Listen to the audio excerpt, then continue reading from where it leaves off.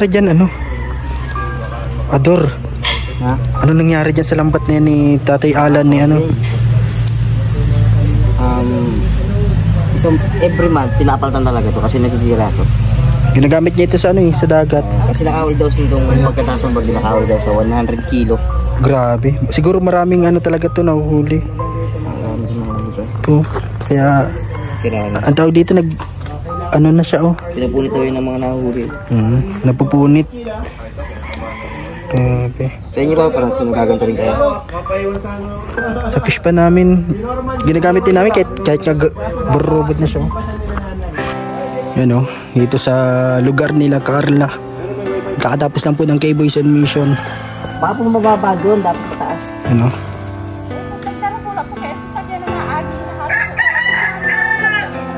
Yung internet ang ano? Sa wire. Tinamaan yung wire.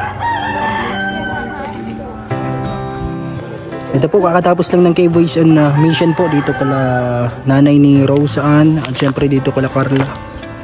No, ito yung ano nila. Linya ng internet. Diba? Sumabit yata dun sa nagdaan pong jeep. Kaya medyo nahila. Ito oh, marami din palang na-damage dito ng mga puno ng saging. At puno ng nyug oh. Dito po yan oh. Sa lugar nila Carla, ano? Naputol na yung ibang saging, puno ng saging. Dito.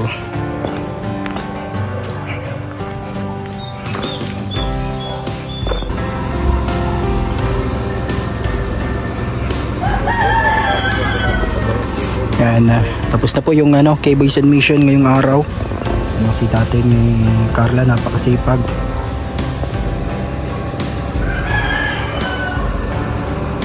Dito kasama namin si Kalingap Ian, at si Kuya Nel at si Norman.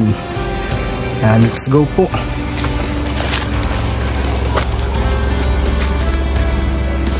Yan, papunta na dito. Pinapa-underline yung sasakyan para dito na kami sasakay sa part na to. Yan, dito yun sa lugar nila Carla at nila Roseanne sa Tarom. Si Ador kasama natin.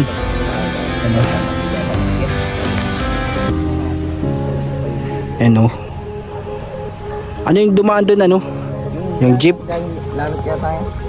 Oh. Nahila yung internet ba yun? Sa internet o sa kuryente? Sa internet connection nila yung wire doon. Let's go. Dito po yung daanan kasi ng mga jeep, mga sasakyan dito sa part na to. Yan, papunta doon sa Lanot. Mababa kasi yung dito na kaya naabot siya pag sobrang taas ng kapag sobrang taas ng jeep.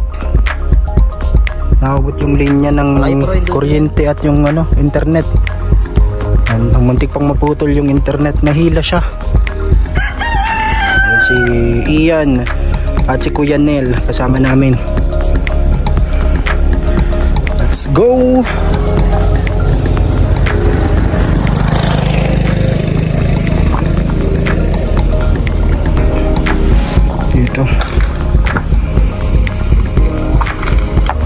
Let's go, tara na po mga kalingap, pabalik na sa daet.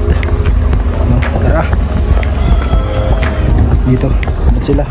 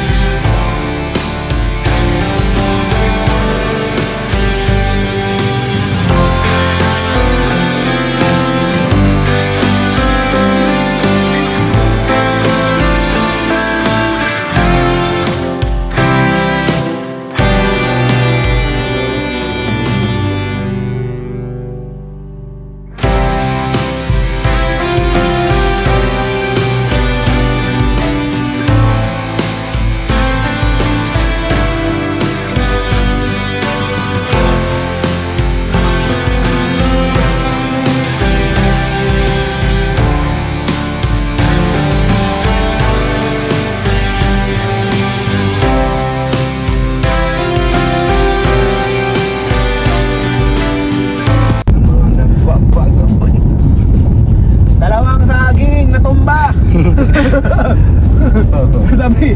Dalawang saging na tumba sa tabi ng niyog. Yung bunga, pinakro. Pinakro na yung bunga. Dalawang niyog nahulog.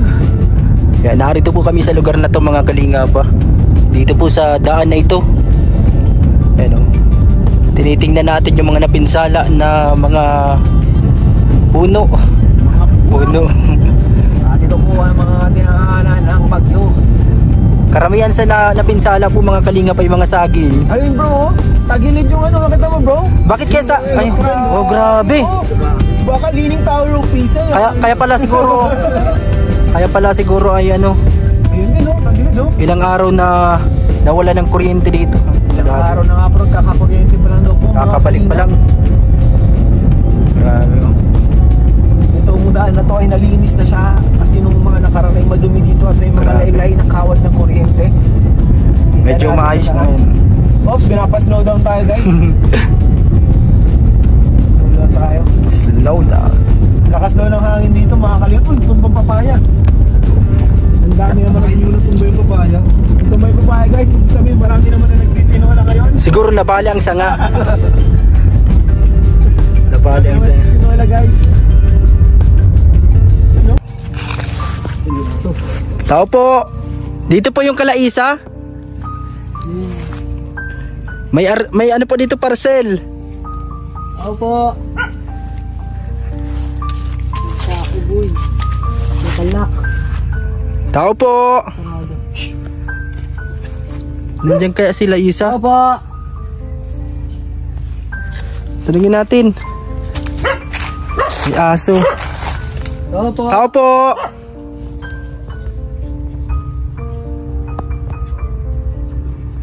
Isa. Anay. Nasaan kaya? Yung tao baka. Baka nagkukuha sila ng mga ano. Yung mga shell. Malayo yung pinuntahan namin ni Ryan. Oh. Nag-i-scout kami dito. Nang mabibigyan ng ayuda. Talagang. Sayang wala dito yung hinahanap namin. Oh, sobrang lawak pati oh. Ayan, oh. Asyenda ni Ryan. Asan sila? Ayun.